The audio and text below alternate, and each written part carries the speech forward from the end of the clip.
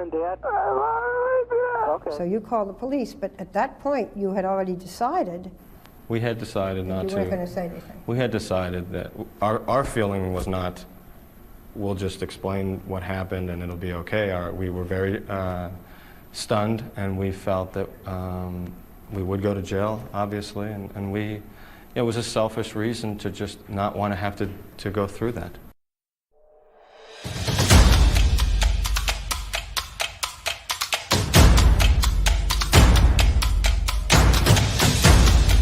You are listening to the Roberta Glass True Crime Report, putting the true back in true crime.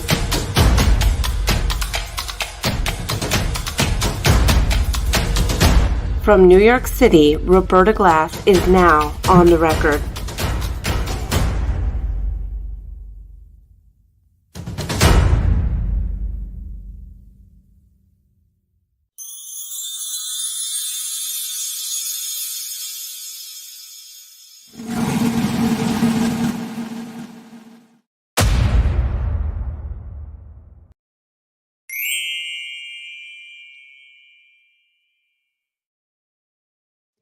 Okay. How is everybody? Wanted to come on here real quickly, not very long. I'm just still in the process of writing, but I did get into it yesterday, last night, with the Menendez brothers supporters. So what's happened with the Menendez brothers, who were convicted of killing their parents, Jose and Kitty Menendez? And this was a crime that happened August 20th, 1989, when Lyle Menendez was 21 and Erik Menendez was 18 years old. And that's a really important detail to this murder. So this murder caused a sensation, and why it has become such a enormous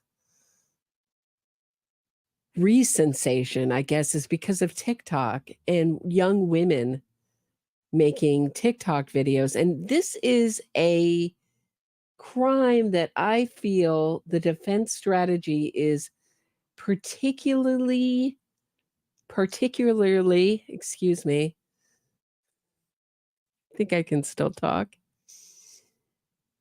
I think young women are particularly susceptible to this defense strategy, which is to claim that the Menendez brothers did this crime because they were so abused by not just one parent, but both.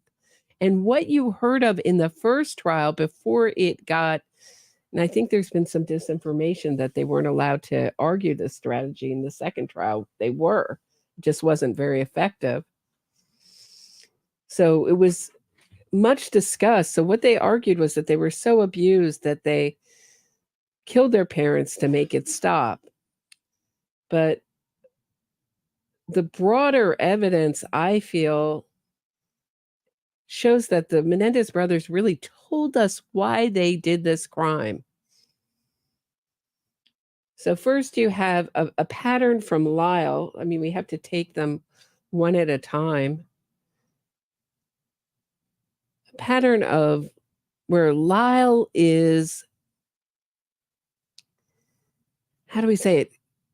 Money hungry, dishonest, untrustworthy.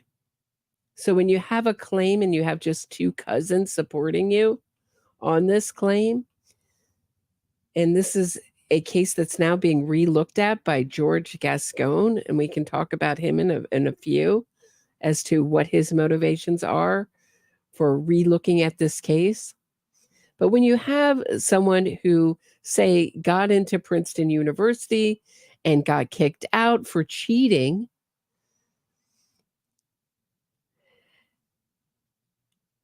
and then you have two brothers who, before this murder, are robbing their parents' friends all over the Beverly Hills neighborhood. And I think that's really Jose Menendez's fatal mistake, was to pay off the neighbors and not let his sons get in trouble. Maybe he was too narcissistic and he didn't want the embarrassment. Or maybe he was really just concerned and didn't want his sons saddled with a felony count for the rest of their lives. But what happened? And then we have Erik Menendez. So that, I believe, is Lyle's admission, both of their admissions, in that they were stealing before this. And when that was cut off and when they were shown, they concocted this scheme to inherit their parents' $14.5 million inheritance. And then after the murders, let's talk about their behavior after the murders, they went on spending sprees, buying Rolex watches. This was not normal. This is what someone argued with me on Twitter. This was normal spending for rich people. Now, they couldn't wait to start spending this money on Rolex watches and other luxury items running around. And Erik Menendez had written a film script with his friend Craig called Friends, which was all about sons who murder their parents for their inheritance, or a son who murdered, I think it was just one and not brothers, but friends who did it, right? Murdered. So there's a murder for inheritance in that script. They were also in therapy. Kitty was telling her friends, like, I don't know what to do with these boys. Jose had come over from Cuba and had been a dishwasher and worked himself up to a film executive. And first he was a music executive, and then he was an high up executive at the film company that produced Dirty Dancing. That Viacom was the first big hit. So he was just confused as to why his sons didn't want to work, why they always wanted to take the easy way out, either via cheating or stealing. And so you have kind of a pattern there. So this was much discussed because really, I mean, something must have gone on in the family as to what happened in that house that would cause this. And I think it's really the mystery around true crime stories as to why people do it. Did something happen to them? Were they born psychopaths? Was this a revenge killing? But there is so much evidence for the fact that they did this out of greed. And you cannot forget that these two men, not boys, were men who could have left at any time. They were living in their parents' home at 21 and 18, which in 1989 was a much rarer thing. So obviously, and as far as the issue of abuse goes, I tend to not believe it, but I could be wrong. But I don't think it matters as far as I don't think it was a motive. Now, if you're going to talk about sentencing, whether it wasn't considered, I think this was so considered at the time, so talked about. The abuse excuse, that became the phrase.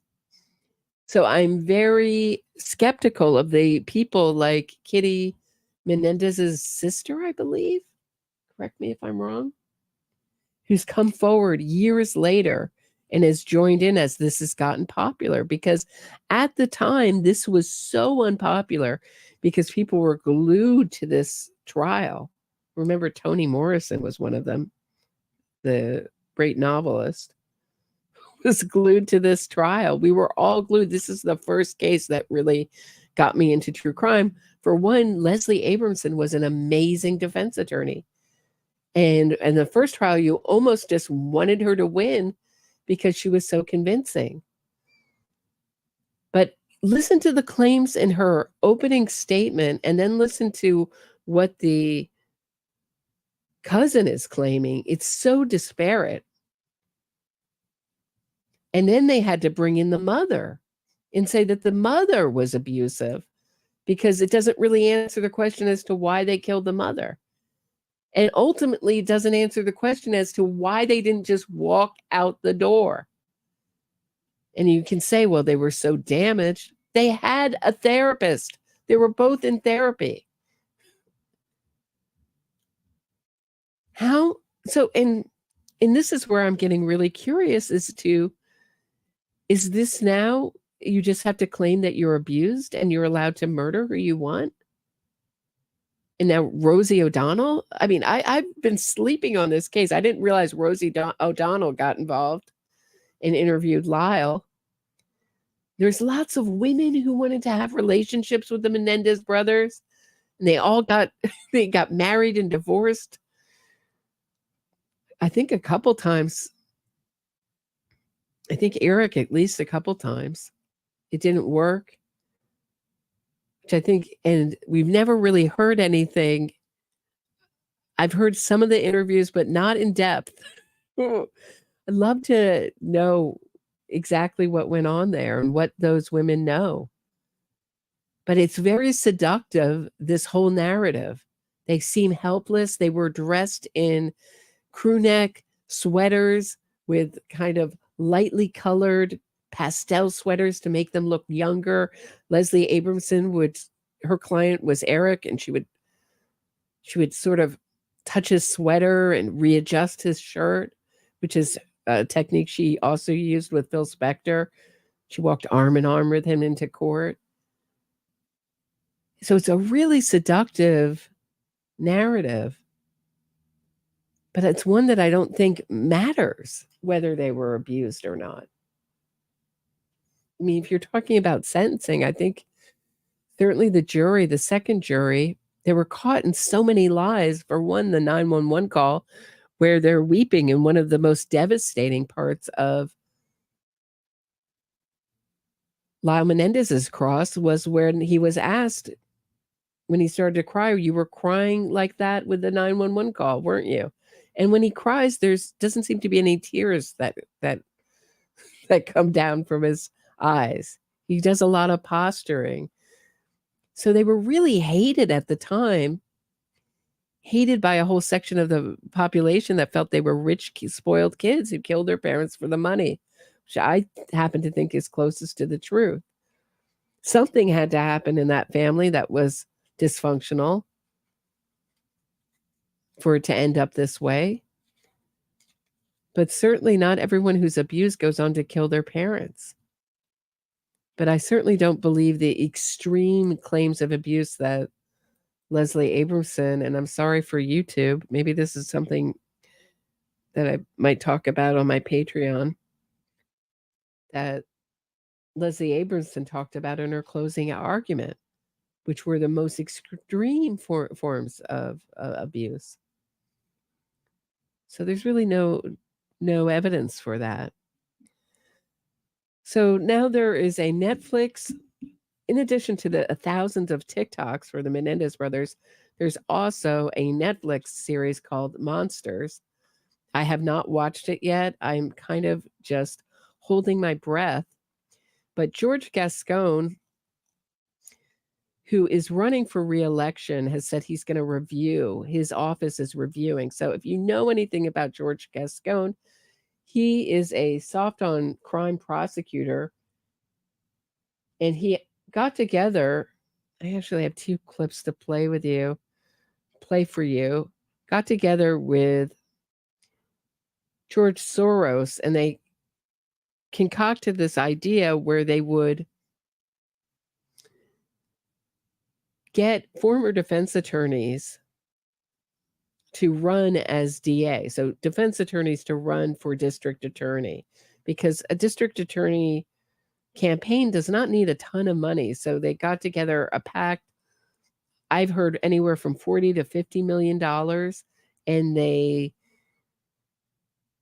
and these defense attorney's run for DA was funded. So there's these soft on crime prosecutors like George Gascon, who has gotten rid of the entire department in Los Angeles that notifies victims' families when their loved one comes up for parole to keep them out of the parole hearings, which I think is so awful. He's also gotten rid of gun enhancements, meaning if you do a crime with a gun, prosecutors are allowed to add on extra time. So now certain crimes that would have gotten more time are getting very little time. He's also and he's also failed to prosecute certain cases. So this is happening over and over again. So I have 2 clips of George Gascon talking about how they thought this up. If anyone, the bunch of prosecutors got together with the help of a billionaire and said, fund us to get in as defense attorneys all over the country, and we'll work against the best interest of the clients and make sure that we mess up the case and that they get years and years and years and work against their best interest, it would be a huge scandal.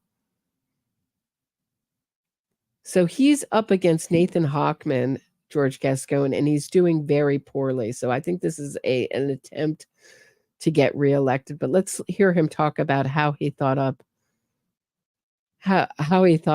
this scheme with George Soros. Take a listen.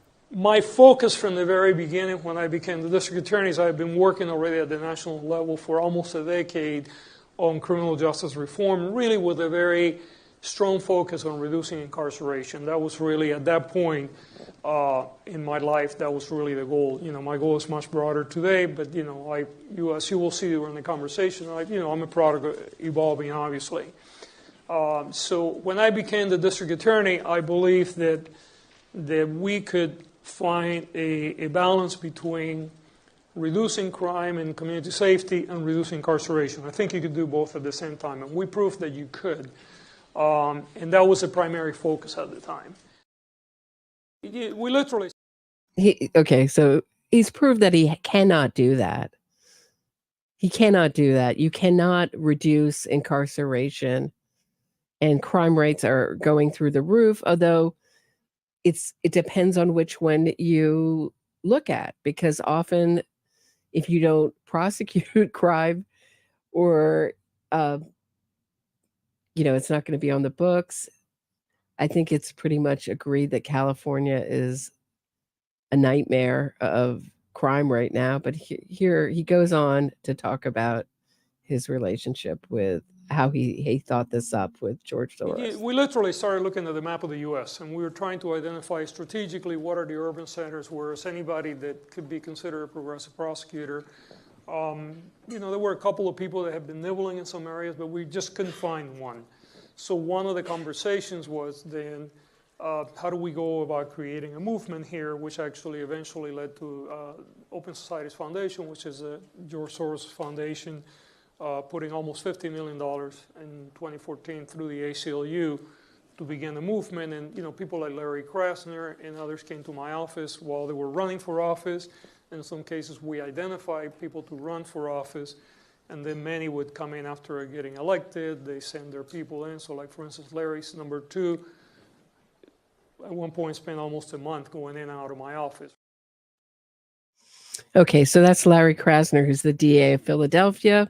Said he came in and out of the office, also getting funding. They're all over the country. Alvin Bragg, we have one in New York, who got some of this Open Society Foundation money. So he said, we got the money from the Open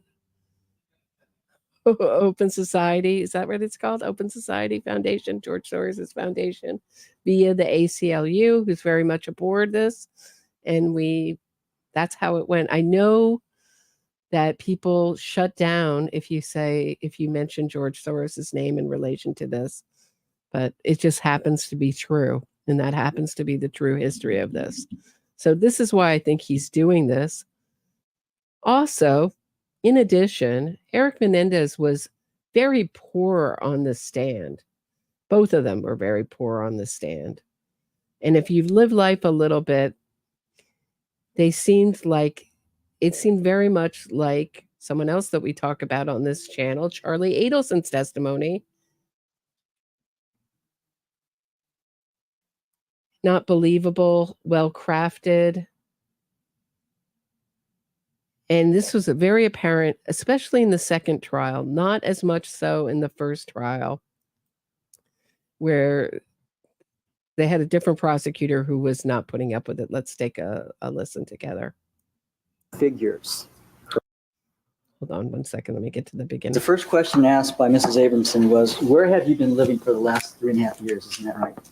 Yes, it was. And you've been in the men's central jail? Yeah, the LA County Jail. Now, you and your brother killed your parents over 4 years ago, correct? Yeah, over 4 years ago. On August 20th, 1989, you and your brother, as your brother testified, burst into the family room of your Beverly Hills mansion. Is that right? Yes. Now, you surprised your parents while they were watching television and blasted them until your pump shotguns were empty of ammunition, correct? Objection. This states the evidence. Overall? No, sir. Did you burst into the family room? Yes, we burst into the family room, but they weren't watching TV. What were they doing? They were standing when I saw them. They weren't watching TV. Both of your So this is very hard to believe with the evidence, and I'll tell you why in a second. So just pay close attention to what Erik parents were Menendez standing? says here. Yes. Where were they standing? Behind the coffee table in front of the couch. Did you see them rising to their feet? No, I couldn't see well in the room, but I never saw them rising. Who was on the right and who was on the left? Facing them, Yes. my dad was on the right, past the coffee table, and my mom was on the left. Now, in direct examination, you've been saying that you saw two figures, correct? Yes. You knew it was your mother and father, isn't that right? I knew it was my mother and father. I couldn't see their faces. I couldn't see exactly who they were until after they were dead, but I knew that it was them. Was the television set on? Yes. Was there a light coming from the television set? Yes. So you saw who you were shooting. Well, I knew it was my parents. And in particular, you knew you were shooting at your mother. I don't even remember. I don't think so. You don't think that you knew you were shooting at your mother? When I was shooting, I wasn't thinking at who I was shooting at. Okay, so this is hard to believe for a bunch of reasons. For one, they were eating ice cream. So unfinished bowls of ice cream were on the den coffee table. So if they were standing up, it just seems unusual that you would stand up and maybe for, I don't know, stand up and with the TV on and have your ice cream there and left to melt.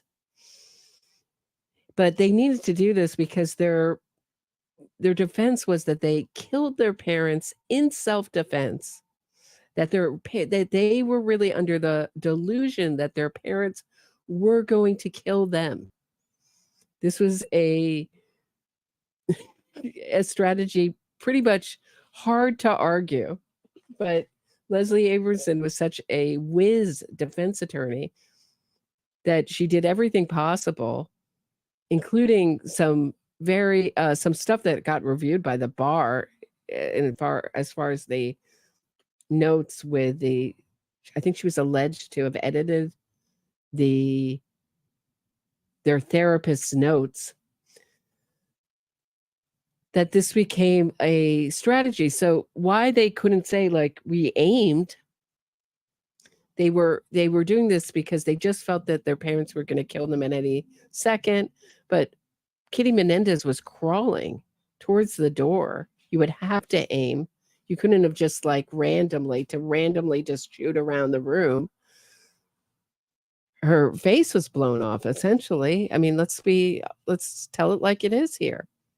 So this is why the prosecutor is acting like this, as she was crawling to escape. And then this is a really important part too, is after they discharged all the bullets in their guns, they went downstairs to the car and reloaded. In addition, they had concocted an alibi that night for the movies. And you heard them in the opening clip that I played talking, and the reason I picked that clip is there they are talking to Barbara Walters saying, we should have told the truth. We just didn't want to get caught. In a rare moment of candor. Yeah, exactly. But they planned out a movie alibi. They planned to come home. They were telling cops that it could have been the mafia. That's where the cops were going initially because of their dad's business.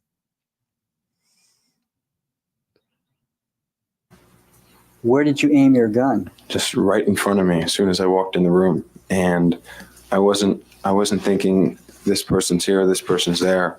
Whoever was in the room, wherever they were, I was shooting at. Were you closing your eyes when you were shooting? No. You were looking at what you were shooting at? I suppose. Now, you've testified here that as a youngster, you walked in your sleep. Isn't that correct? Yeah, I did many times. Are you telling these juries that you were sleepwalking when you shot your parents?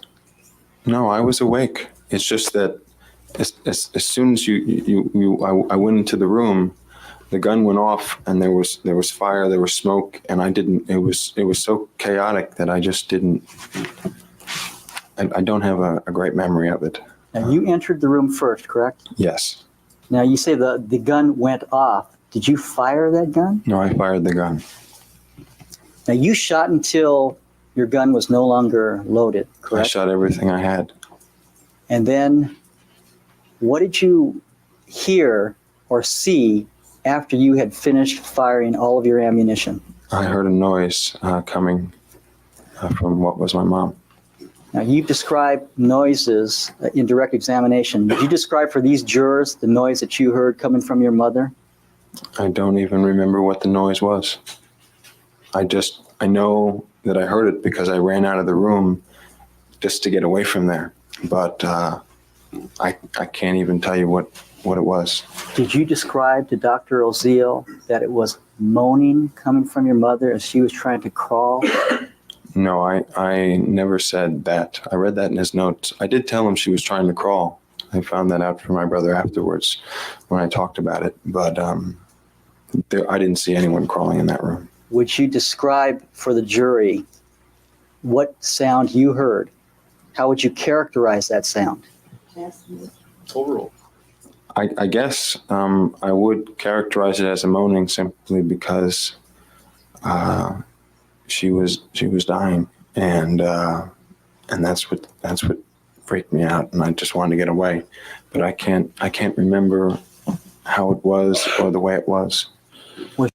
So also to mention that these two brothers had some of the best attorneys that money can buy, and they still got life in prison.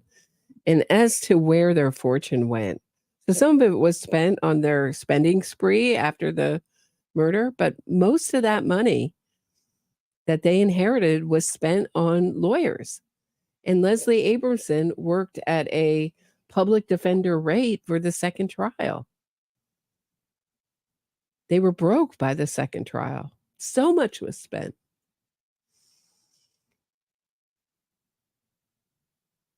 And Dominic Dunn talks about who went to the funeral, Jose Menendez's funeral. He talks about knowing immediately by Lyle Menendez. He says it's not Erik, but Lyle Menendez's demeanor that he did it. He said, he was just too cocky. And he was so cocky, in fact, that he went up to an attendee and said, "Whoever said that I couldn't fill my father's shoes?" And then he pointed to his shoes and said, "These are my father's shoes."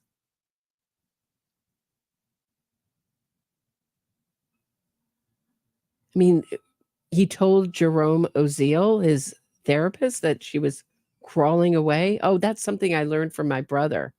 What? He's like, oh, what happened? I just don't know. It was a hail of bullets.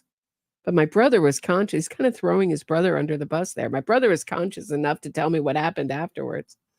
It's just not believable. So as an adult, when you get lied to over and over by the Menendez brothers, you get ticked off about it. But when you're young, you just figure, oh, well, they're damaged. Of course they're going to lie. Maybe they didn't remember. You make up excuses because you haven't really lived life enough.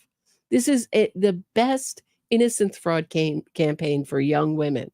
So it really capitalizes on their empathy, on their inexperience with life, with their underdeveloped BS meter. And it's really dangerous. And it looks like, and Rosie O'Donnell, I don't know what excuse I have for her. I think she's over-identifying with her own experience. But she also feels that 34 years is enough. And that's basically what George Gascon feels. He doesn't want anyone doing more than really 20 years in prison. So anyone who's been there 34 years, he's willing to try to find a loophole. That's what his office is doing now to get him out. And the way that our society is set up now is that politicians benefit when these innocence fraud campaigns are successful and the public so desperately wants the release of the Menendez brothers. I was watching Dr. G's video. Oh my Lord. Usually say, I think he needs to dig a little into the case. You have to know something about what they're saying and why they're saying it to fully get the full context of their testimony. He was saying, oh, they're so truthful, etc. I don't feel that way watching them. But I can't say that everything was great in the Menendez household. So I think that there is some truth to it. It had to be messed up somehow, right? But I don't think it matters.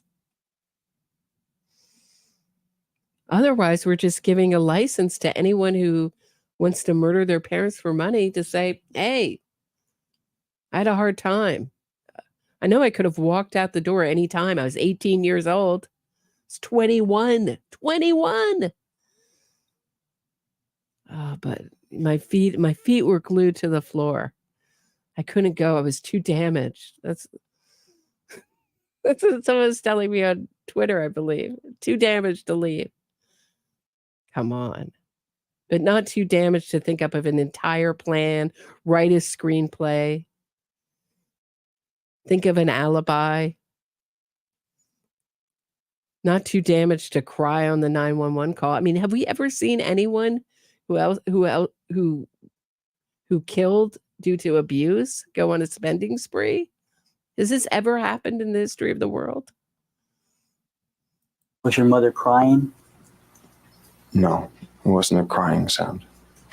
You indicated that your father said no as you entered and started to shoot. Yes. Did your mother ever say anything? No, she never said a word. She didn't have a chance to say anything? I guess not. Now, you said that you were freaked out when you heard this noise. So Jill Argos is asking what happened to the inheritance. It went to the lawyers on the first trial. Leslie Abramson does not come cheap. She was about one of the best defense attorneys in the country at that time. I've never seen anything like it. I still think about that defense. It was awesome.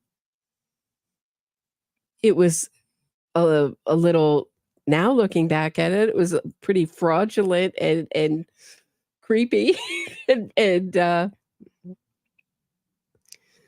playing it fast and loose with the rules, but just the sheer audacity of it had to drop your jaw to say, oh yeah, we thought they were going to murder us. I mean, come on. So yeah, I went to the lawyers. So Leslie Abramson, second time around, she was being paid. That's the way it was reported. Just public defender rate for the second trial.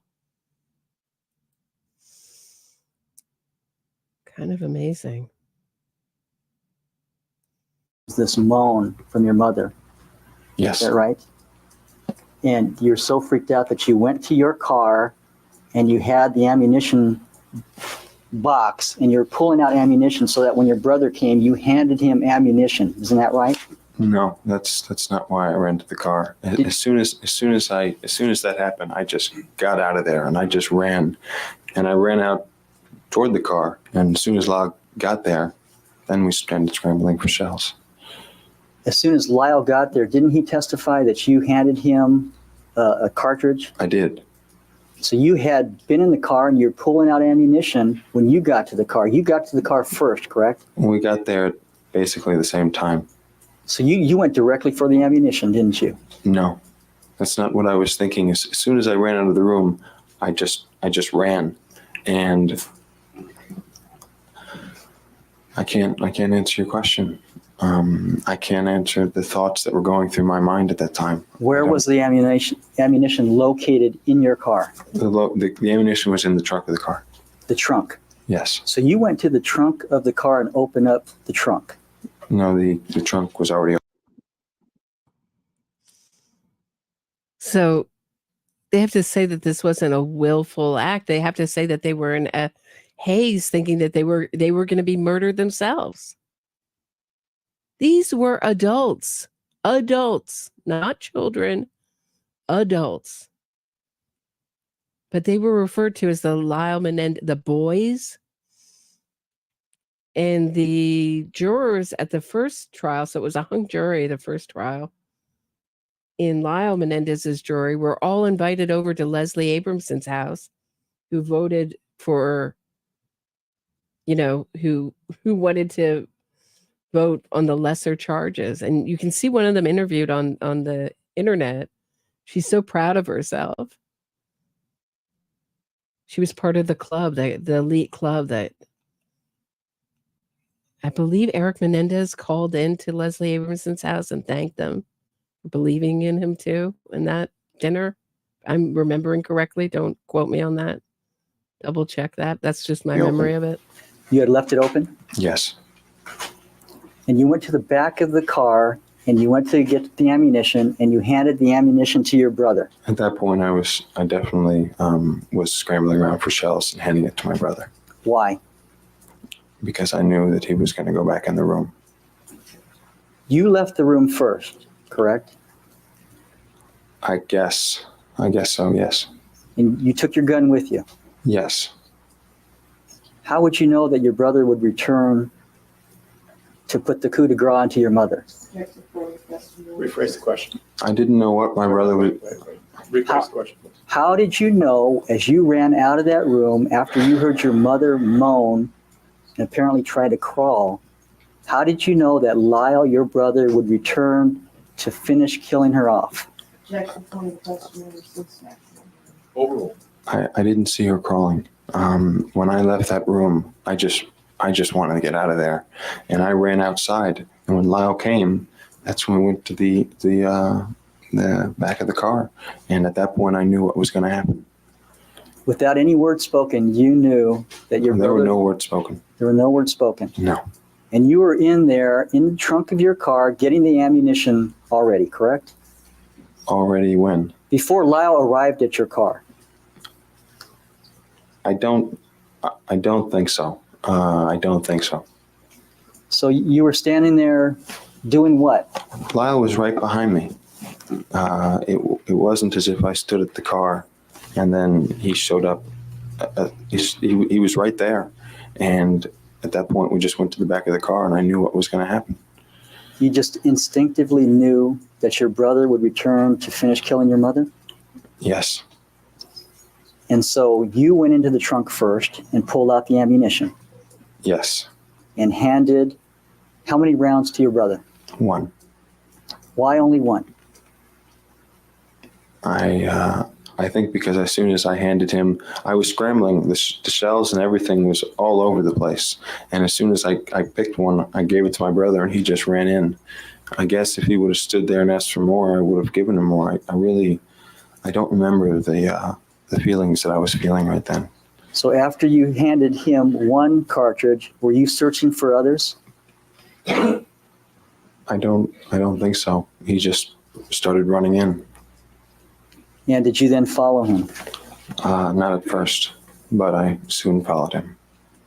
You know, I mean, so basically what the prosecutor here is trying to, the point he's trying to make is that this was a plan. And it was such an overkill, too. Joseph Albatross says, drives me crazy when the public falls for every sympathy story as mitigating circumstances, quote unquote, without slightest pushback. And our press goes in for it too, Joseph. They get on the bandwagon. This is why I love Dominic Dunn.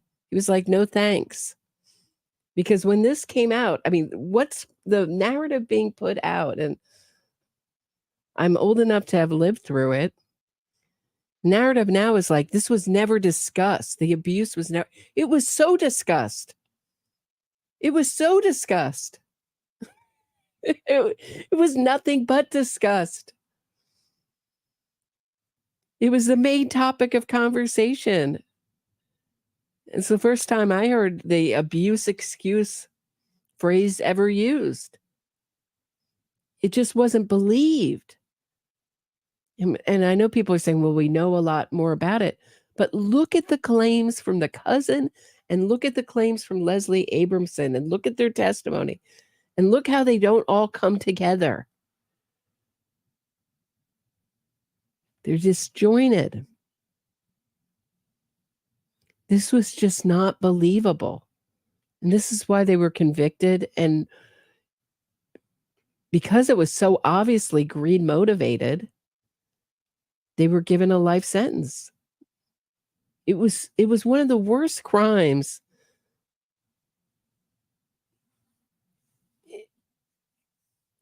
ever. I mean, it was so overkill. Marty Tankleff, another case that he's out now and teaching at Georgetown University. And it took me about 2 years on and off to do that episode. It's called Did Keith Raniere's Lawyer Kill His Parents? So he's now working at Georgetown University, leading students to investigate other cases that they feel are innocent, which is already they're starting with a bias. And they're trying to get people out of prison. But he killed his mother and father and then confessed to it, was tricked into confessing to it, which you can no longer do in New York, thanks to Marty Tankleff. Worked hard to change the law so police officers are not allowed to fib and say that, oh, your father is still alive, and he said he did it, and then he confessed.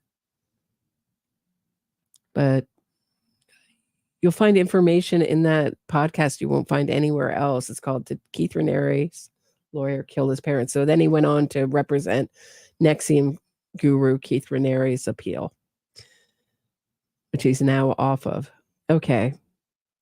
Back to this. It's just, there's so many innocence fraud campaigns. I can't keep up with them. It's so popular to release people because we love freedom in this country.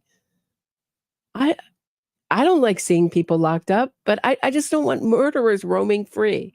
Is that so? Apparently that's a controversial opinion in this day and age. And I think Lyle is the really more dangerous one of the two. Erik is a little bit more of the follower. But should he get out, he's going to be a menace, I believe. It may not be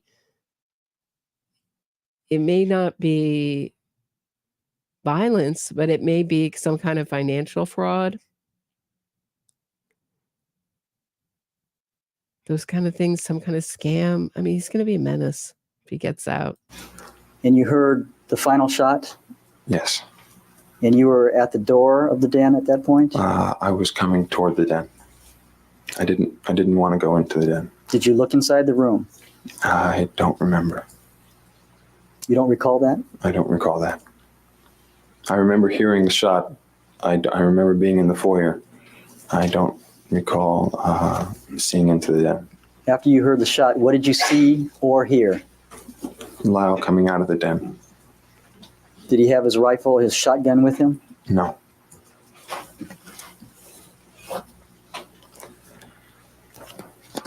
Now, you've heard the coroner describe 10 areas of wounds to your mother and 6 to your father, correct? Yes. Now, you and your brother were deadly accurate with your shotguns that night, weren't you, for not being able to see very well? Okay, so let's just say that this is true. So Carla Martinez says their father was truly depraved and severely terrorized them for many years. Let's say that's true, just for argument's sake. Why not leave the home, turn your father into the police, or get away from him? And then what's your excuse for killing the mother? See, they argued in this that they were abused by both.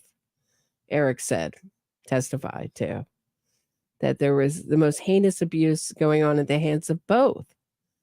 Little harder to believe, but okay, because he had to, because there's no real reason. And if you're going to look at, and this was considered by the jury in both trials, a little bit less so in the second trial. It was just narrowed a little bit. But this subject was so discussed, the jury didn't believe it, and that's why they got life. But certainly there is a lot of evidence, and if they were so severely abused, why did they do it in a planned way where they where they lied about it? Why not leave the home? Why have an alibi? Why not work with your therapist, which they had, Jerome Oziel, to get out of there, get out of your parents' house? You can't. I hope we're not getting to the point where murderers can just say, I was abused, therefore I can kill. And I've never seen an abuse victim buy Rolex watches and other luxury items after the killing. And before this murders, they were stealing from their parents' Beverly Hills neighbors, breaking into homes and stealing stuff, as much stuff as they could get.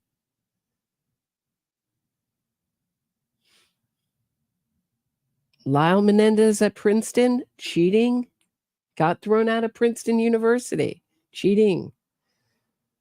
Certainly a pattern here. There's Erik Menendez's screenplay where he's writing about a guy along with his friend who kills his parents for the money. Seems to be a theme here of greed. And it was so established. And I'm not saying that the home life was perfect. Certainly couldn't have been to end this way. But there was a well-established pattern of greed here. They told us why they did it. By their actions. By their writing. We did this. We were greedy. Wanted the money. Otherwise, you would just kill the father.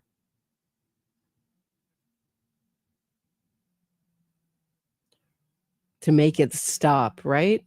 To make it stop. But apparently it had stopped, or as revenge.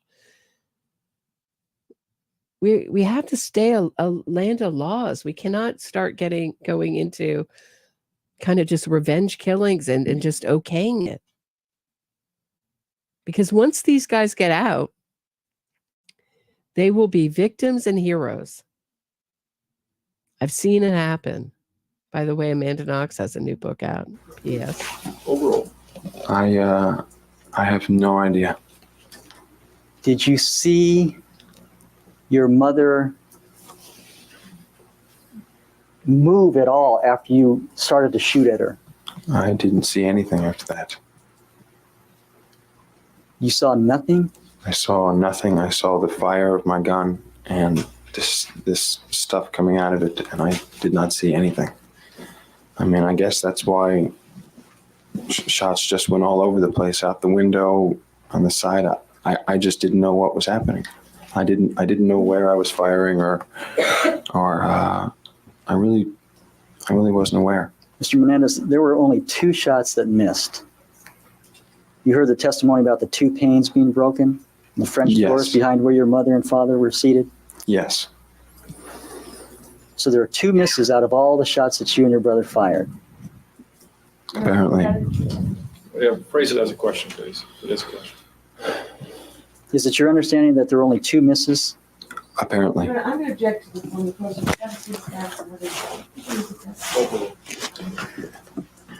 Were your parents disabled after the initial shots? That were they stationary targets for you? Object to the point of the question. Vague. I have no idea. I just started firing as soon as I came into that room, and whoever was in that room, I was going to fire at. And I didn't think this is who this is or who this is, who this is. And I just started firing, and apparently I was mostly shooting at my mom.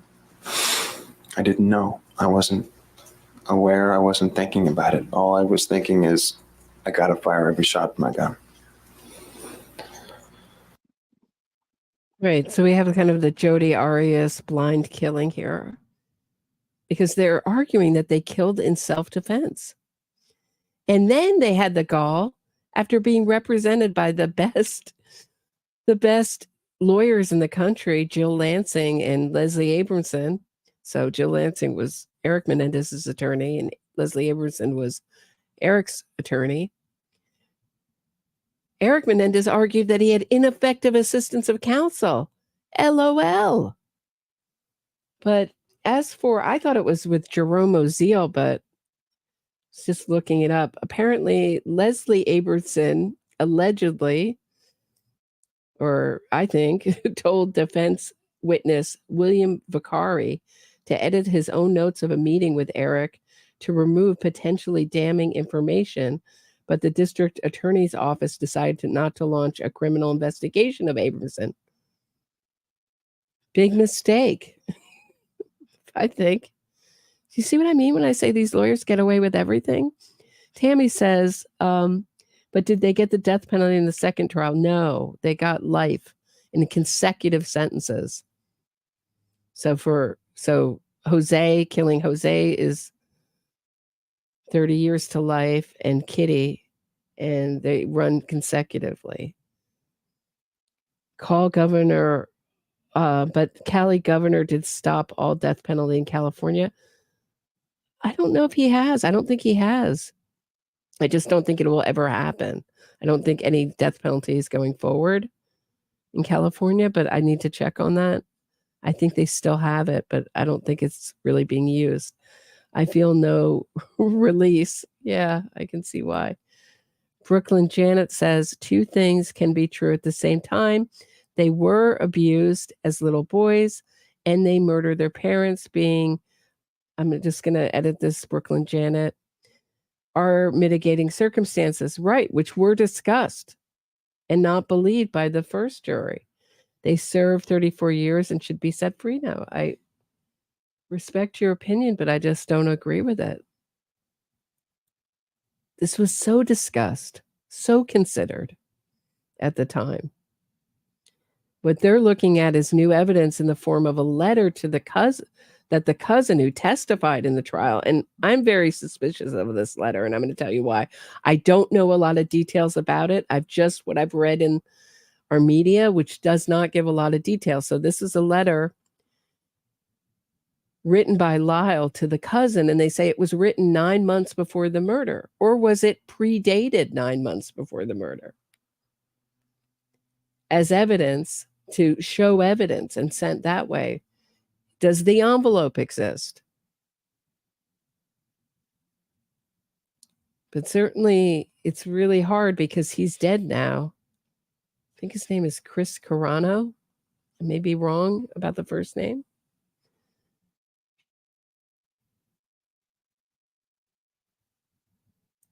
And then this other gentleman who says that when he was in Menudo, he was abused by Jose Menendez. Why didn't he come forward when this was the topic of discussion when the trial was going on?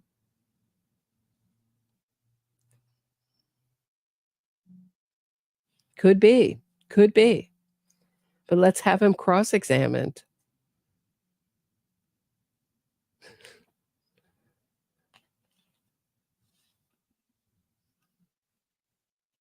I'm just not sympathetic to these guys. I'm sorry. I think it's maybe at the time I really wanted to see them get off because I was just totally mesmerized as someone who knew nothing about the law watching Leslie Abramson. I thought she was amazing. This is the case that got me into true crime. I was glued to these trials. I couldn't read enough, watch enough about it. I was mesmerized by what she did in court. Now I realize how hypnotic and really damaging to your critical thinking those techniques are. But at the time, she was amazing figure in the courtroom. She had total command of the courtroom. And her closing argument in that case is something to behold. It's a whole dramatic production. I encourage everyone to take a look at it. You weren't arrested for your crimes for nearly 7 months, were you? Yeah, I guess it was that much amount of time. You and your brother nearly got away with it, didn't you? No, I didn't think we'd get away with it from the second it was done. I thought we'd be arrested that night. I was actually surprised. You never turned yourself in the 7 months that you were free on the streets, knowing that you had killed your parents, correct? No, I never turned myself in. In fact, you conspired with your brother to lie at every bend and turn, to the police, to your relatives, to newspaper people, to everybody, correct? Object before the question. Rephrase the question, please. You conspired with your brother, did you not, to lie to people about your involvement in the killings of your parents? Object before the question. Overruled. No, it was very clear that we wanted to lie to the police because at that point that night we didn't want to get arrested, and so we were scrambling around to find a reasonable enough explanation of where we could have been. But after that, we never talked about it. We never talked about what we'd say to my relatives or to anyone else.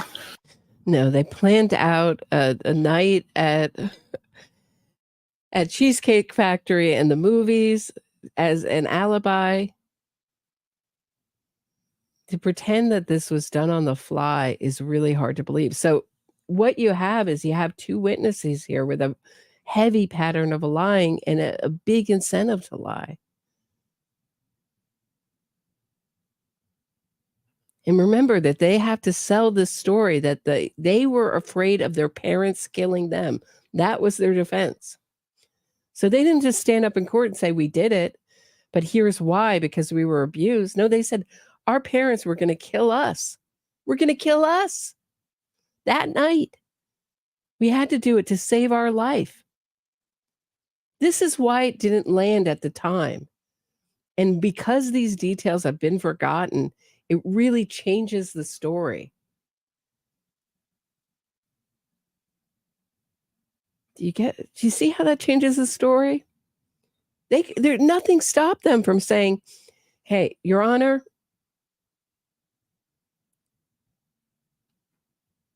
we did this, and this is why we were terribly abused. Please, this is such a mitigating factor. We want to come clean about all this abuse. Yes, we lied. Yes, we stole from the neighbors, our Beverly Hills neighbors. Yes, we spent money on Rolex watches, et cetera, but we did this because we were abused. No, they said that their parents were going to kill them. This was self-defense because they wanted to get a tiny sentence. Wouldn't you think if you were abused, you'd say, oh, at least it's gone. I can rest easy, and the threat is gone. I can rest easy in prison for a little while. Not continue this that my parents were going to kill us. This farce. So after the first day, you conspired to lie to the police. Of that word. Overall, what these are? What do you mean by conspired? You talked to your brother. You agreed that you and he would lie to the police. Yes. And after that, did you have any other discussions about lying to anybody about what you did? No, we didn't. We didn't discuss it. I mean, he just, I guess, assumed that I would not tell anyone that I did this. After that, it came naturally. No, it didn't come naturally at all. I tried to tell Craig. I told Dr. Oziel. I tried to tell another. That's Craig Signorello, I believe his last name is. We wrote the script with. I think that's who he's talking about.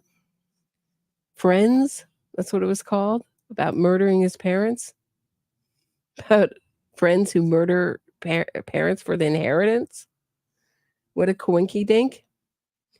Joseph Albatross says they had the most expensive defense attorneys. Thank you for reminding me. 14 million was gone by the second trial. So you have to think they were also buying PR. If Leslie Abramson was any good for the brothers. And this was so discussed at the time. The abuse angle was so discussed and so explored. We're watching the second trial now. But what you often see is the first trial, where a lot more of this was let in, where the Menendez brothers, let me see if I can bring it up. Hold on one second. Where the Menendez brothers are in these kind of pastel sweaters.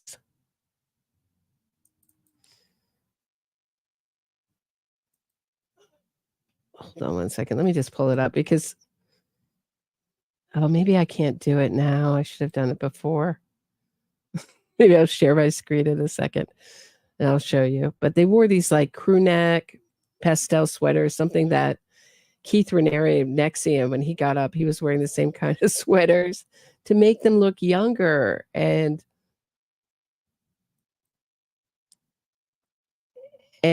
less menacing.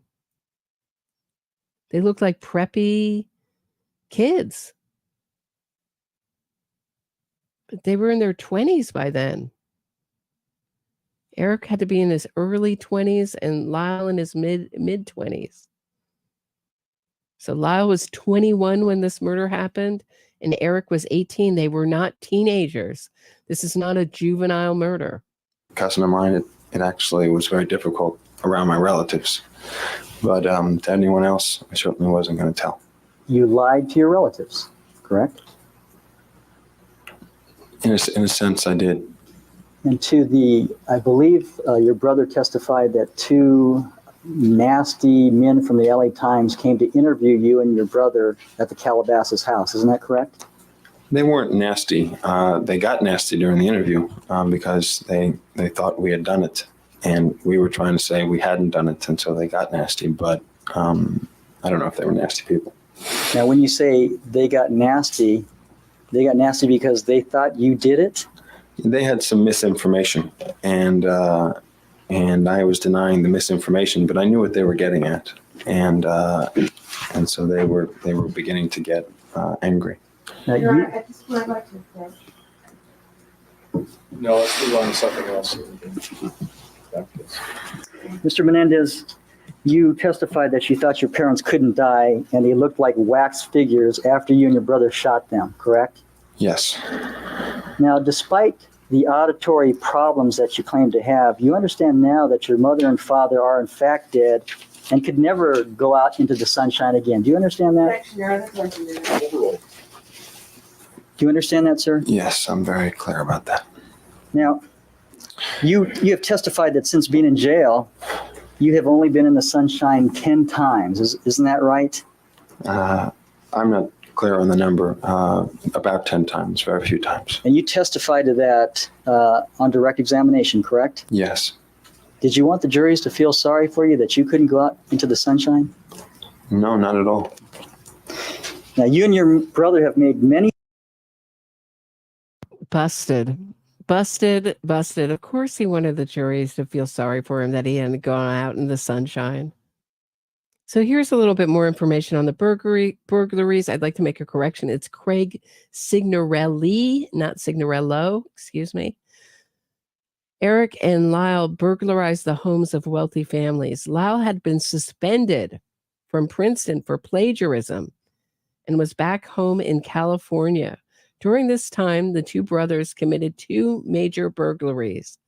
As Dominic Dunn, favorite of mine, wrote in Vanity Fair, quote, "These burglaries were not inconsequential.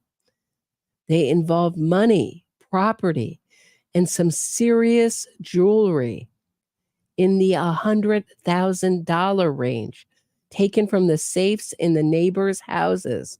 One of Erik's friends who had discovered the combination to the safe of a friend's father participated in the first heist. That friend, who was cut out of the second burglary, turned them in." Dominic Dunn continues, "Jose decided that Erik, who was underage at the time, would take the fall for both the boys in a deal worked out by their lawyer. Erik got probation and compulsory counseling. Erik then started seeing Dr. Jerome Oziel, and Erik signed a confidentiality waiver so Oziel could share anything he learned with Jose and Kitty. And when Lyle was at Princeton during his first semester, Lyle was accused of plagiarism in an assignment in the Psychology 101 class and then suspended for a year. And then Erik confessed to Jerome Oziel. Erik and Lyle reportedly watched Billionaires Boys Club, the 2-part television film which premiered in 1987, reportedly aired on NBC July 30th, 1931, per Turner Classic Movies. It is a miniseries about the Billionaires Boys Club consisting of wealthy young investment partners led by Joe Hunt, who was convicted of murdering a fellow investor whom Hunt felt had swindled him. Prosecutor Lester Kuriyama would later argue that the plot of the film is essentially what the brothers do to their parents, and that they watched it shortly before the murders.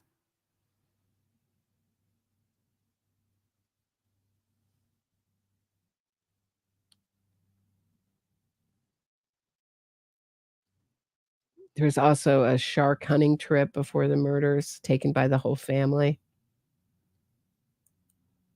All right, I'm just going to play a little bit more of this, but I think I've made my point. I hope I've made my point. Any statements about how bad your parents were? That'd be fair to say? I would say I said a lot of things that happened to me and how I felt about them. Now, because you and your brother killed them, they're not around to tell their side of the story, are they? No. Now, do you remember the testimony of your brother? He testified that he would lie for you. Do you recall that testimony? Objection, on this states the testimony. Reporter's transcript, 14,827, line 5. Read it. Very well, you. This is volume 90, Tuesday, September 21st. Would you lie for your brother? I don't have to lie for him here. But did you lie in the past? I would lie for him. Do you remember that testimony? Yes, I believe he would. Okay. Would you lie for your brother? I lied for him many times in my life. My parents were the type of people that if you didn't lie, I could get him punished, and I Would you lie to help yourself? I did a lot with my parents. You did a lot of lying. With my parents, I did a lot of lying. You did a lot of lying with some other people too, didn't you? With the police and people, yes. And Mr. Menendez, you wanted to be an actor, didn't you? No, not really. I wanted to be a tennis player. Do you recall making a statement on November 29th, 1989, in which you stated that you wanted to be an actor?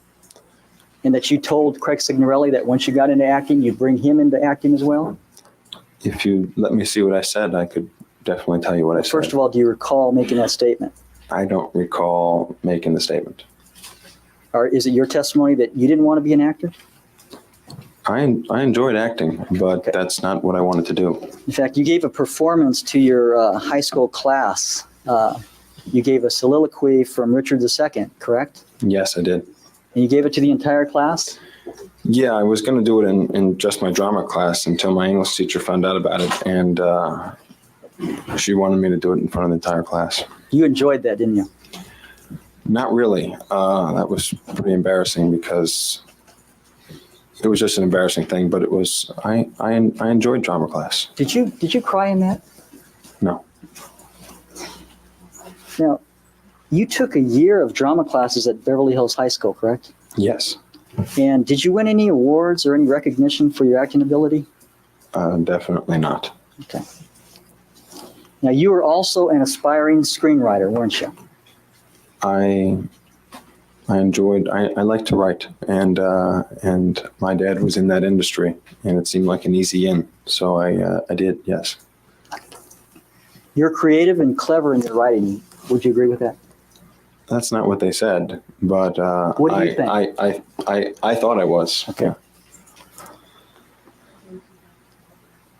Now, you ended up with a high enough GPA from high school, and you did well enough on the SAT to get into UC Berkeley, UCLA, UC Santa Barbara, and UC San Diego?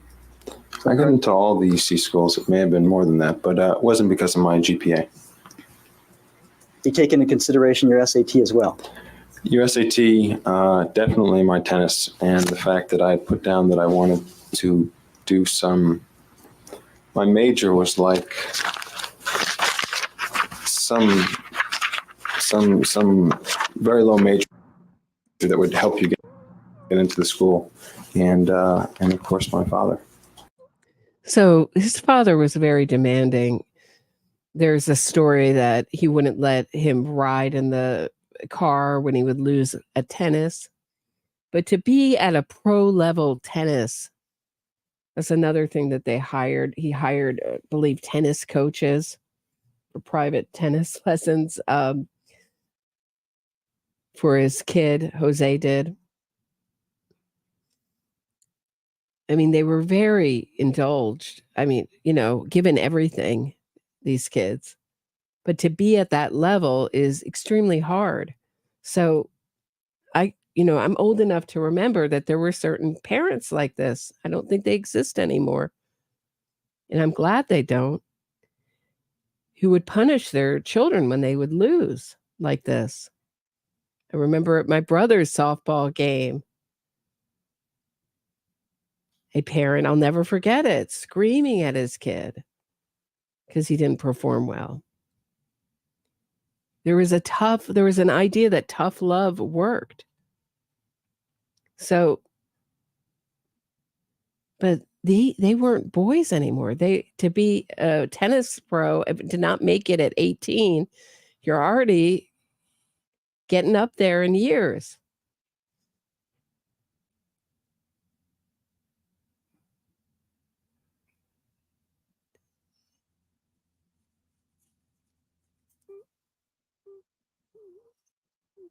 He was ranked just not anywhere close to being, number one or number two in the world, which unfortunately you have to be to really compete internationally to be a tennis player. I guess there are other options. I don't know. I guess you can do the circuit, but as a career, it's a short-lived career.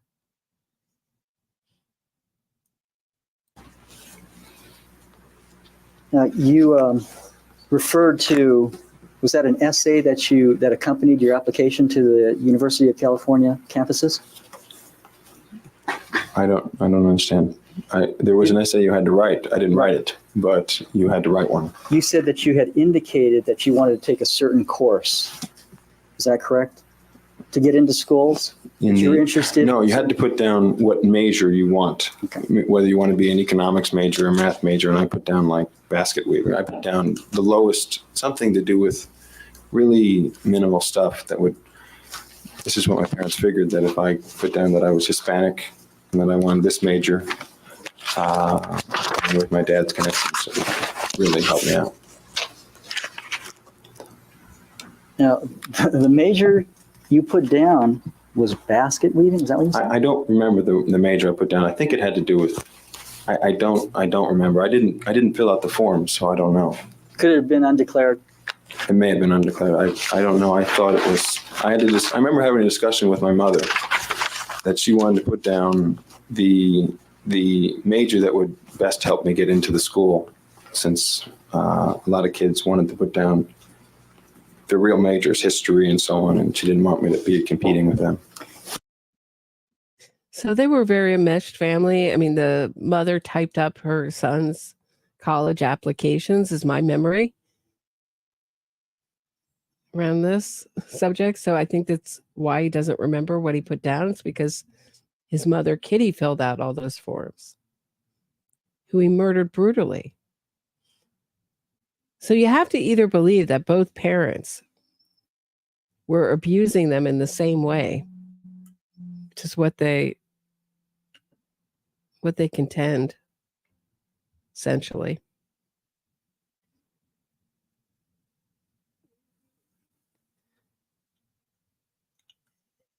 And that nobody, and that he wasn't reporting it also to his, I guess you could say he wasn't reporting it to his therapist because his therapist would tell his parents. But they said it was already discussed in the family. It really doesn't matter, I think, unless you're going to use it. This was discussed, not believed by the jury. It was a mitigating factor at the time. It doesn't make sense with the rest of the evidence as to how this went down. I don't think we've ever seen another abused murderer go on a spending spree who coincidentally inherited the money. Doesn't everything point to the fact that they did this for the money? You have their burglaries. You have Erik's script. You have the fact that they planned this out with an alibi. Their spending afterwards, the fact that they had to kill off the mother. They didn't just kill the father. They had to kill off the mother. Because without killing the mother,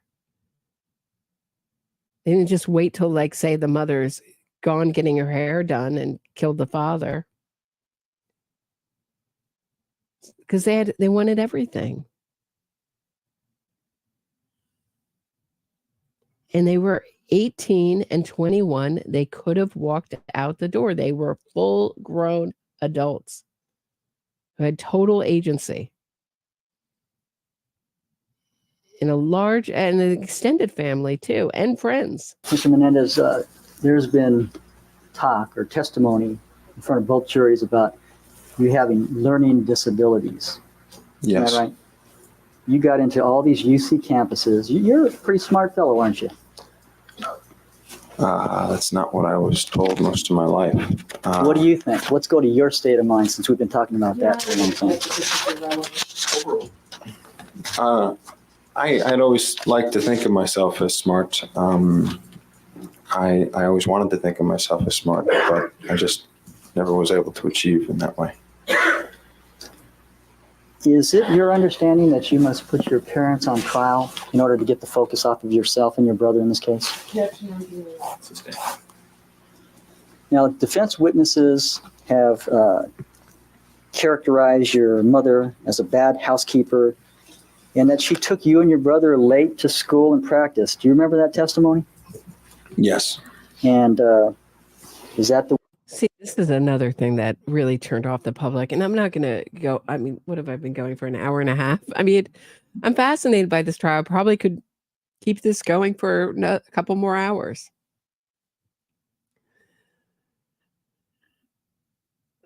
But I won't. But what upset the public and why Saturday Night Live? And if you go to the YouTube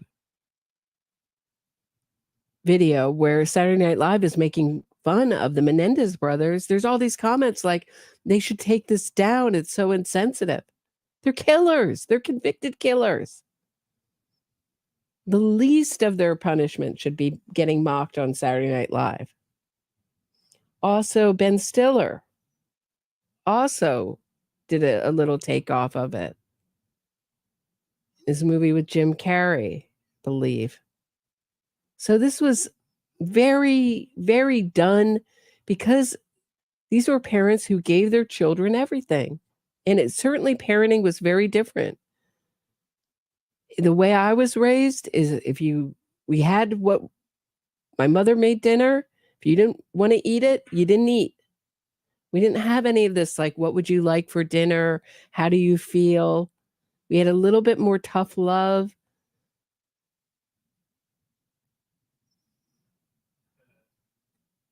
So this, I think this also looks very foreign to, I think that this was extreme. Jose Menendez was tough, but he had used his discipline and his strength to achieve in America. From becoming a dishwasher to head of a studio is not a small task. And if there was abuse, there was nothing stopping the Menendez brothers, Erik, who had the help of a therapist, from getting help and turning his father in. But they wanted the do-re-mi. And everything about this case and about the way they defended themselves will tell you that is so. So don't be a dope like I was when I was 18 years old looking at this case. Don't let yourself get bamboozled by them. It's so easy to do in this case. Keep your wits about you. Look at this critically. Separate your emotions from the case just a little bit so you can look at the evidence and look at the turn of events critically. The way that you would characterize your mother, she was a messy housekeeper? She had a lot of things on her mind, and she was in a lot of different places, sometimes not all there, and she had a really rough life, and she wasn't able to keep the house very well, and she was always in a hurry. It's just the way she was. And okay, so someone's saying I'm excusing an abuser. Well, that has not been proved in court. In fact, quite the opposite. It was rejected by the jury, Indigo. And you're excusing him to murderers and thieves. Are you suggesting that everyone who says that they were abused just gets off? No problem. That they had the best defense attorneys, multi-million-dollar attorneys defense, and the jury didn't buy it at the time, not years after, not people coming forward when this narrative gets popular.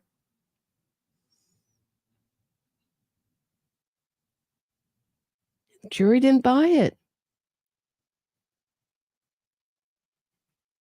And if some of the jurors accepted it, they said that we cannot make a precedence here that it's okay to murder your parents when you're full-grown adults who can walk out the door.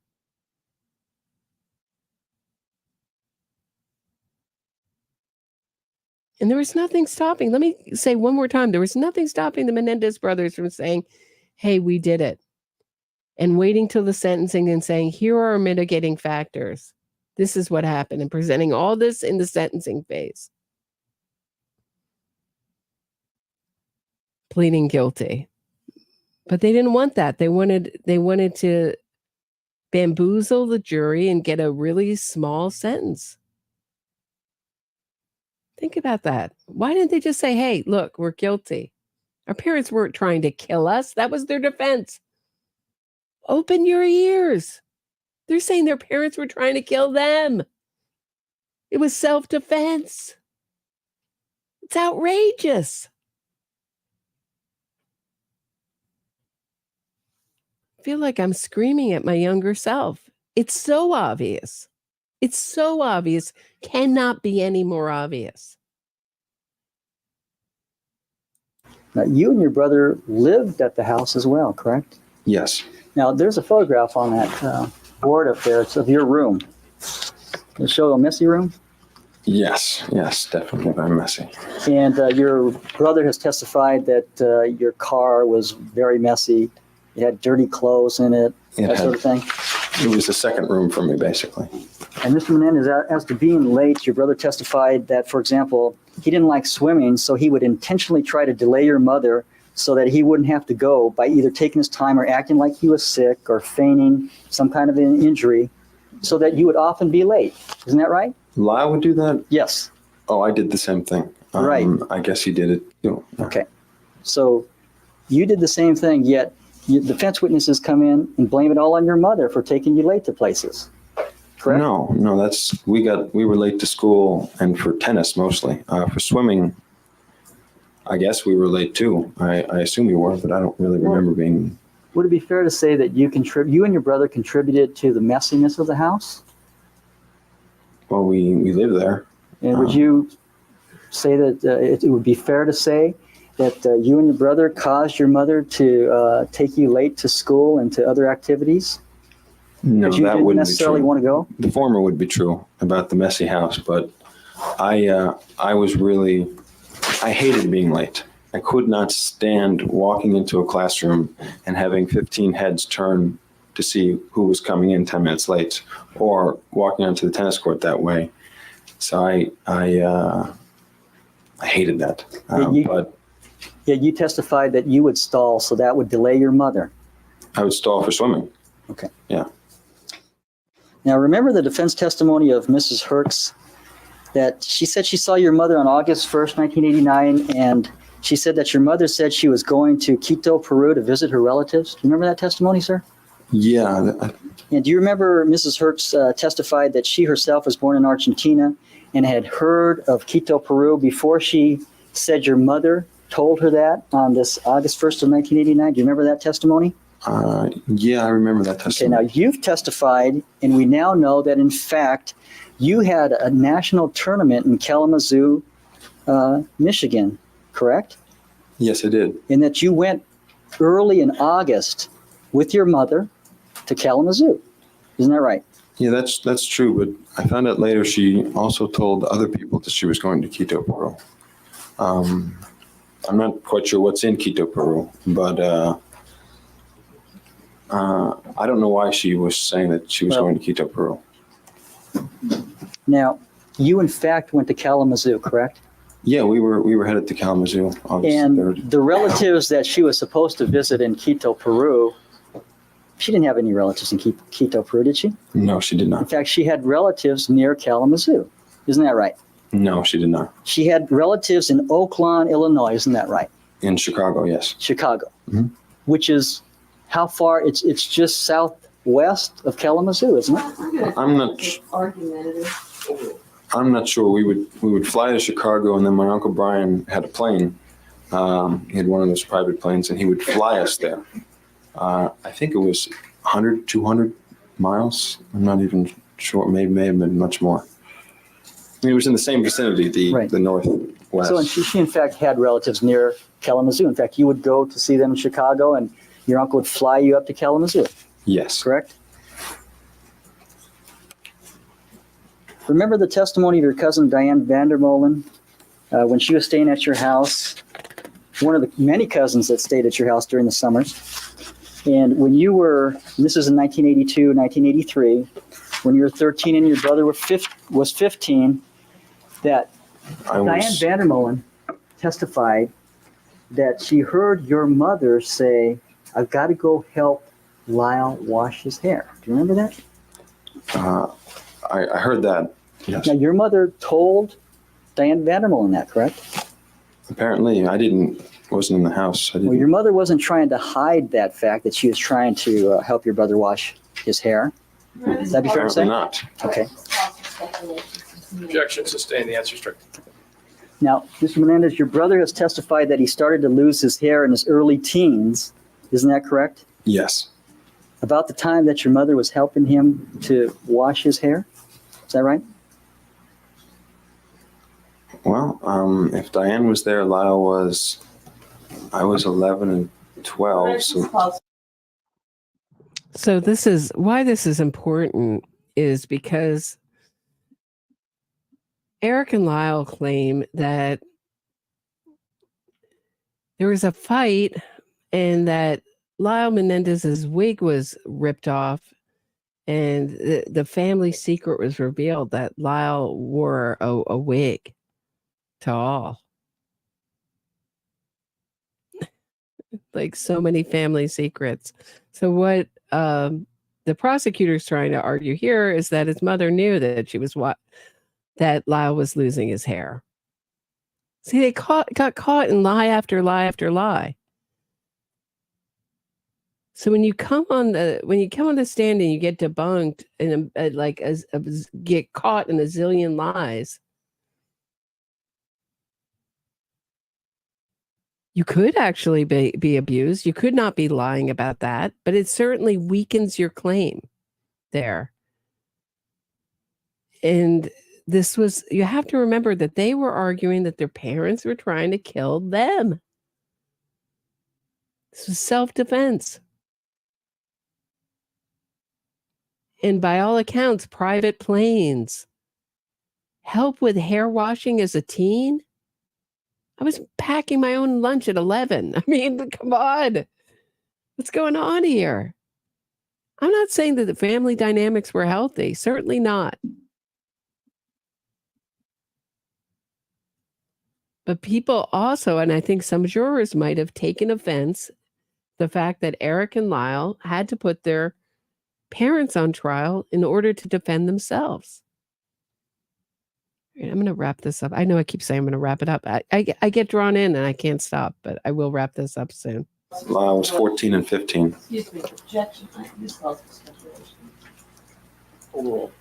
So your brother Lyle was about 14 or 15 during this period of time that Diane Vandermolen was there? Yes. Now, you heard your brother testify that your mother and father were concerned about his hair loss, correct? I heard him testify about that, yes. Okay. And your father was concerned about the hair loss as well, isn't that correct?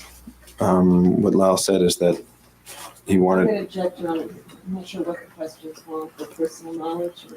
Rephrase the question. Yes. Do you recall sitting in this courtroom and hearing your brother testify that your father was concerned about his hair loss and talked about getting away? Your Honor, I'm going to object to the former question because it's irrelevant. Overruled. Mr. Menendez, did you and your brother discuss taking your mother's assisting Lyle because of his hair loss and turning it into innuendo about your mother molesting him in this bathtub? You discussed that at all? I don't understand what my mom molesting Lyle has to do with his hair loss. Were you here when your brother testified that your mother would come in when he was taking a bath and molest him? Yes. Okay. Now, this supposedly started to occur. This supposedly occurred based on what Diane Vandermolen had heard your mother say, that she was going to go help your brother wash his hair? Objection calls for speculation. Sustained. Was there any discussion between you and your brother that you would try to act like your mother was molesting your brother in the bathtub during this period of time? When Diane was there? Yes. No, definitely not. I didn't even know my mother was doing that. After you were arrested on the charges presently pending against you, Yes. did you discuss certain things that occurred in your childhood and say, well, we can use that and say mom molested us? Okay. So hold hold on. I think this is a two-parter, but your everyday sheep is saying, I couldn't care less about what the defense evidence actually is. I've already made up my mind. Yeah, I have made up my mind, but it's actually a changed mind. I watched these trials. I was bamboozled as a young person watching this trial, trying to save anyone else from feeling as stupid as I feel now as an adult, having lived life and looking at this evidence with some skepticism that I didn't have. I was just emotionally pulled in by Leslie Abramson and her defense. But now when I think about it, how likely it would be that Erik and Lyle killed their parents so strategically, thinking that their parents were going to kill them, is the chances of that happening are in the negative percentiles. That's what I'm saying. I'm trying to save you from being a dupe. This doesn't feel good. If you haven't noticed, Erik hasn't done great here on the cross. Here, and do you follow what I'm saying? No, after we were arrested, we had many discussions about the stuff that happened between Dad and I and whether or not we were actually going to bring that out. But definitely not about Mom in the bathtub with Lyle. Now, do you recall testimony of Detective Zoller that no family letters or personal effects of your parents were taken from the Beverly Hills house? Is that correct? That Detective Zoller didn't Yes, take any? right. No. Overall. Then, Mr. Menendez, you and your brother had access to all the family photographs that were accumulated over nearly 2 decades of your family. You're not going to object to this answer. Overall. Is that correct? Yeah, we had access to everything before and after they died. You've indicated that you wanted to get everything your mother ever wrote and collect those so you could see what she thought. No, I never indicated that. Did you testify to that just this morning? No, what I was saying is that I thought she had something in the computer and I desperately wanted to find out what was in the computer because of how sad I felt afterwards. I just wanted to know what was really going on with her since I didn't understand her anymore. He didn't understand her. Let's talk about how they reloaded. So they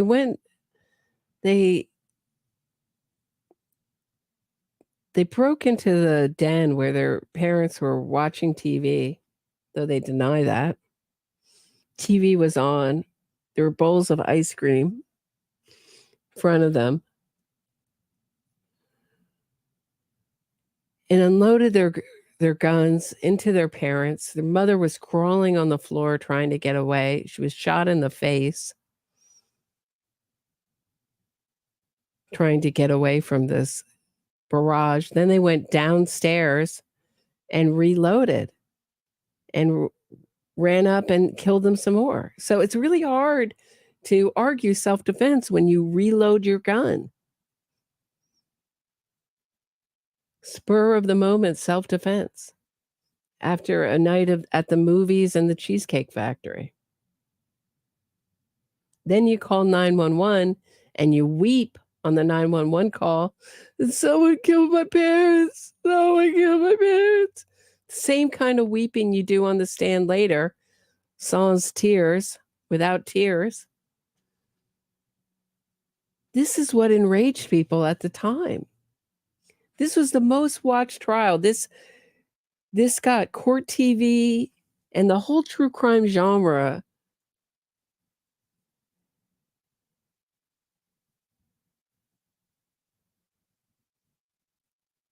to be big. I mean, it started them off. It really kicked them off. This was a huge trial. It was a mini OJ. Before OJ, there was the Menendez brothers trial. And this was really the birth of court TV.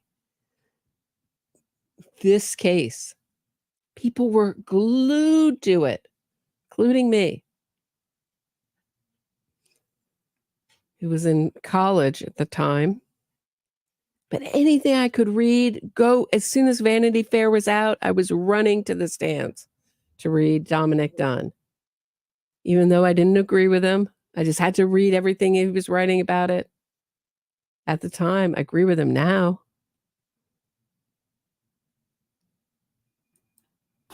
Now, besides the computer, were there other writings belonging to your mother or generated by your mother? I didn't know that, but I found that out later. Did you know that your mother had a diary? Yes, How did you know that? I found that diary. Now, in fact, it was in your bedroom after the killings. correct? Yes, And you read that diary. yes, I did. Where, do you know where it is, that diary is now? I have no idea. I assume my grandmother has it. Was right after my grandmother came in, and she sort of took over and took possession of everything and sorted it out. And I tried to do some of it with her, but I didn't do that much with her. Now, this diary of your mother, did it cover the last year of her life? Approximately. Actually, what the diary was, it was in a diary type of thing, but it was just a letter. It was in a little booklet, but it was just a letter from my mother to my father. It was a very sad letter. Where is that? Overall, I have no idea where it is. Now, this diary, let's get back to the diary for a minute. Mhm. Did you see a diary that your mother wrote expressing her love for you and your brother that was comprised of about 50 to 75 pages? Objection calls for hearsay. overall, No, I definitely never saw a diary like that. When I was in 1986, I saw a suicide letter from my mother to my father, in which she said that she loved us. Okay. Oh, yeah. Let's get off that topic of that diary. Boy, Leslie Abramson doesn't want to talk about the diary where Kitty Menendez says we loved our kids so much. Sure, abusers can say they love their kids. But he's like, actually, let me tell you about a terrible other time when she wanted to end it all. Because that paints too happy a picture. You know, so, I mean, if you learn, I'm going to stop it here. This is probably not everything I have to say on this topic. I'm just speaking as one person who was really glued to the trial at the time it was happening, both trials. I was so excited there was going to be a second one. As let down as I was that there wasn't a verdict. And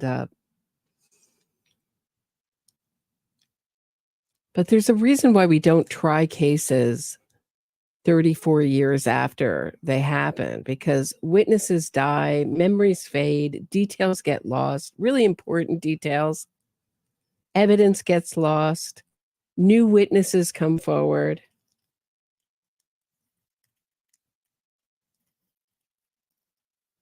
So there's a lot of opportunity for our criminal justice system to be fooled. There was just recently a case in Japan where the man on death row got out because they retried him. His case was like 1961. He did the murder and arson. And he confessed to it. But they retried him. What would that be? 60 years after, 50 or 60 years after the murder, and he got acquitted. So he's walking a free man in his almost 90s. So we try people when things are fresh, when the evidence is there and can be presented and can be looked at. But this narrative has had certainly an awful lot of time to really, like a fine wine, come to bloom in the public consciousness as far as the narrative of abuse. And it could be true, but it doesn't really matter. I tend to think it's untrue.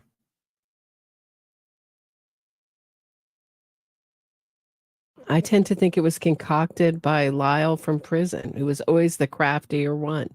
That's my feeling. But I could be wrong. But I don't think it matters. Because the evidence of the greed motivation is in everything that the Menendez brothers did. Not what they said, everything that they did. Their shopping sprees, their robberies beforehand, their writing. And I think that's the more important evidence that's getting overlooked. Also, their own actions that night, reloading the gun. There was no need to do that. It was such an overkill, a scene of overkill, which is why it's so shocking. And what was so discussed at the time, also, in addition to this abuse, which was so discussed, couldn't have been more discussed in both in court and in the court of public opinion, was how were these boys made, or were they born this way, or did the family dynamics treat this? And Kitty and Jose Menendez have been absolutely eviscerated. You know, their character assassinated, if it is untrue. So it became so unpopular for anyone. There's a few relatives who came forward and said it was nonsense. I think there's still a few talking. But certainly, Kitty Menendez was devoted to her children.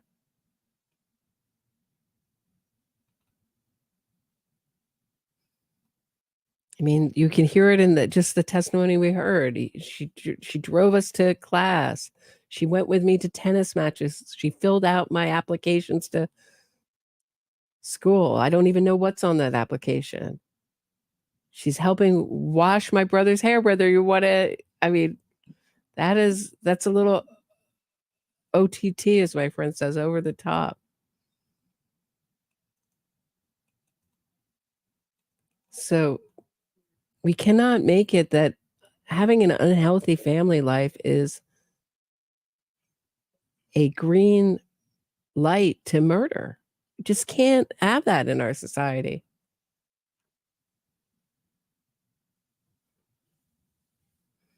That's what I have for today. Please hit the thumbs up, subscribe to the channel, share this episode, and I'll be back real soon with another episode. Have a great night, everybody.